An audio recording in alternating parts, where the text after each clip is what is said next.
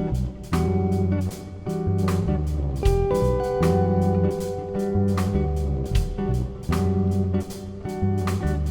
folks, welcome to The Heritage. My name is Chef Jeremy Duncan, and today we're going to be making our famous chicken Okanagan dish. So first up, we're going to start with some of our ingredients. We have some garlic, we have some shallots, we have some fresh rosemary, some thyme, some parsley, our poached pears, beef stock, red wine, whipped cream, peppercorns, walnuts, and we have our grilled chicken. Hold on for more. So the first step in what we're going to do is we're going to prepare our rosemary. So simply enough, we're going to pull this off the stem here and give it a nice fine little chop.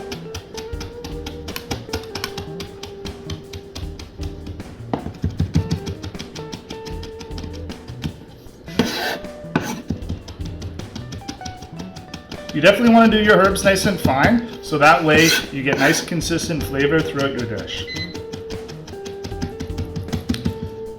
We're going to pick up some of our thyme off our plant here, so we just simply take our fingers, pinch, and pull. We're going to add that into our rosemary and keep chopping.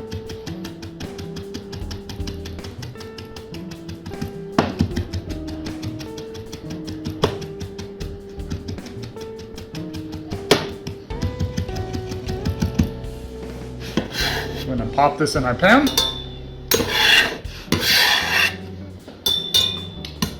Next up, we have our shallot. So in case you don't have shallots at home, you can certainly substitute white onion for this. Shallot tends to be a bit of a crossbreed between onions and garlic, which has a really nice aromatic flavor.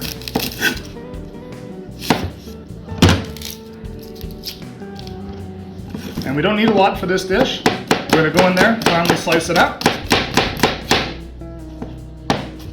Then go crosswise, so we get these nice little pieces.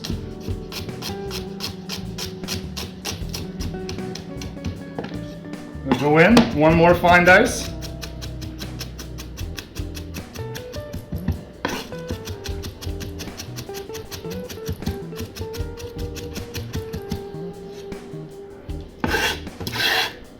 Pop that in our pan as well. Next up, we have our garlic.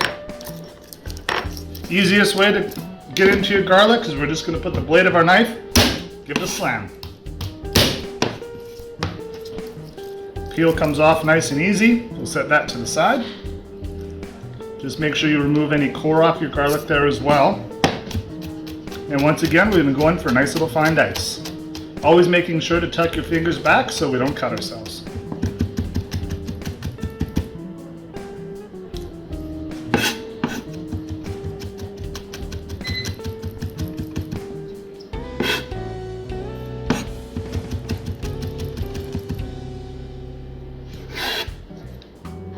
And we're just going to put in our garlic in here. We're going to add it slightly after we cook our onions. All right, so we have our shallots going along with our thyme and our rosemary. Like I said, we're not adding in our garlic at this point because the onions and the shallots and the garlic will cook at different times, and we don't want our garlic to burn.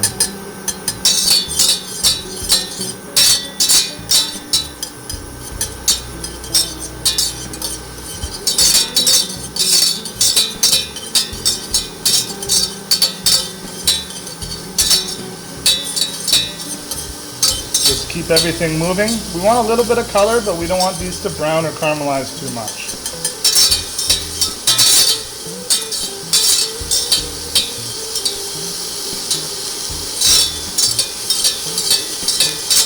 You can start to smell those nice flavors of the herbs and the shallots all coming along nicely there.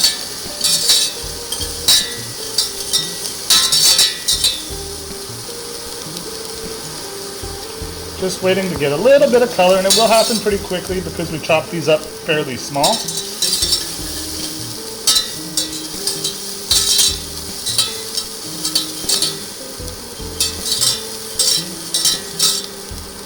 So now we're going to chop up our green peppercorns. This is going to give us that nice spicy flavor in our dish.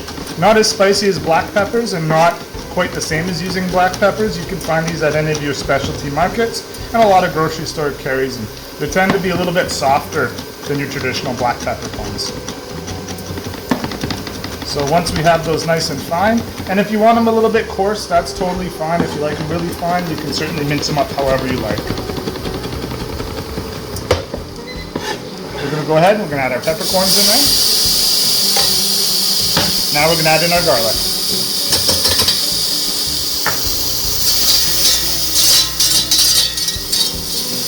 Now, as you can see, we're starting to get a little bit of that brown stuff on the bottom.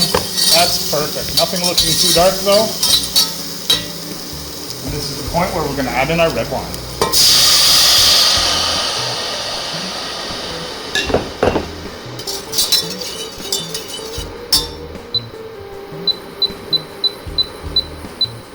And now we're going to let that reduce by about half. Alright, so now we have our red wine roughly reduced by half. You can see that it's starting to look kind of dry in the pan, which is a good sign. Next up, we're going to go ahead and add our beef stock. And once again, we're going to reduce this down by roughly about half.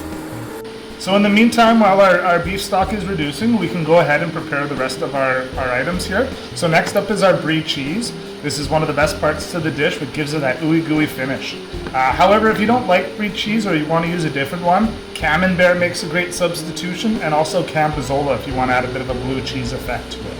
But whatever kind of cheese you prefer, you could certainly use. Goat cheese would be another great example of one you could use. But in this one, we're going to use brie. So we're going to go ahead, cut a couple of nice slices there.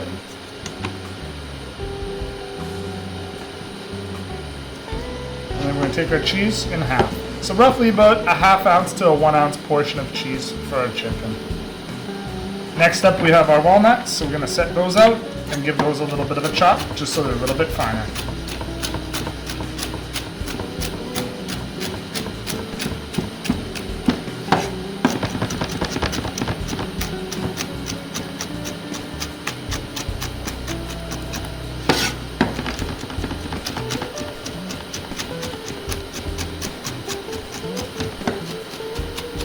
And that's looking pretty good. Once again, if you want them a little more coarse, you want them a little more fine, however you like to do it, that's up to you. And there's no wrong way. Alright, and then we're going to get our garnish ready. So we have our parsley over here. We're just going to pick off as much of the stems as possible.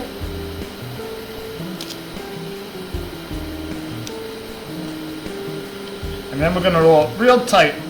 Squish it down as much as you can. It'll give you nice slices on the other end there.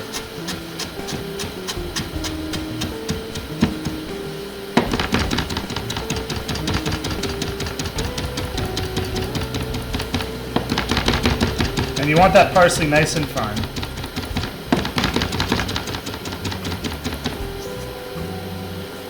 Go ahead and put it in a little cup for garnish time.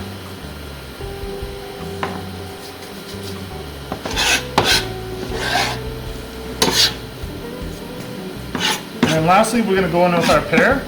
So you can either do your own homemade poached pears in a nice white wine broth if you want. These are just canned pears though for today. So we're just going to go ahead, take our knife, and now the key is we want to leave a little bit of a hinge on this pear. We're not going to slice it all the way through. Take our knife, make nice little slices. So it kind of fans out the pear. So we get this nice fan effect there. This one's rather large, so we can go ahead and cut this one into 2 portions. And then we have 2 of our nice fan pieces right there. Alright, now we're going to add the cream as our sauce has roughly reduced by about half.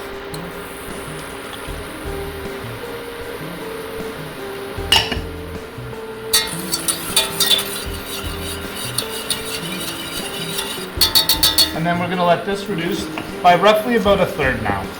Alright, now we have our sauce. It's roughly reduced by about 1/3, coming to a nice boil. Now we're going to add in our cornstarch, so roughly about 1.5 tablespoons of cornstarch. Mixed within a touch of water first. If you don't add your water, you run the risk of developing some lumps within your sauce. So we're just going to gently add that in there, and you're going to see how quick it'll thicken before your eyes.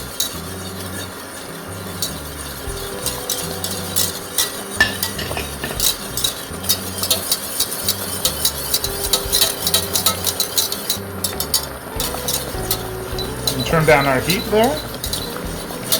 to a nice low simmer.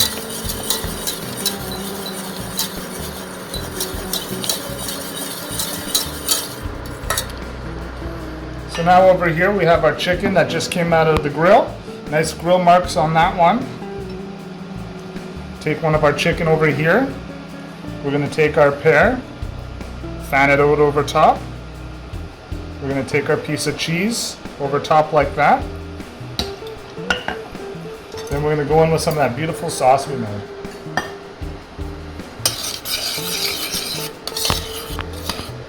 And the secret is you want to pour it right over top of the cheese. That's what's going to really help melt that cheese in there. We're going to take some of our nuts. Nice little sprinkle of those guys over top. And then a little bit of our parsley over top. And there we have our chicken Okanagan. Pairs well with mashed potatoes and whatever seasonal vegetables might be the time of year.